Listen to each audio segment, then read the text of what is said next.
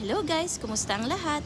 Punta kami dito sa isang nail spa salon here in CDO. Since nakabakasyon kami, we need a relaxing vacation. So, pinili ko yung whitening with scrub, foot spa. My husband naman is in detoxifying. So ito na guys, nagtanggal na ako ng socks. Check nyo na lang yung ibang branches nila guys sa Manila. Alam ko guys, tayong mga OFW, hindi biro ang pagtatrabaho sa ibang bansa. Although nasa ibang bansa tayo, akala siguro ng iba nakakapag-relax tayo at nakakapagpaspa. Pinilit ko nga lang si Habi magpaspa kasi hindi niya hilig. Pero deep inside, gustong-gusto niya. So ito na guys, nilagyan na ako ng whitening mask. Meron pala siyang cooling effect.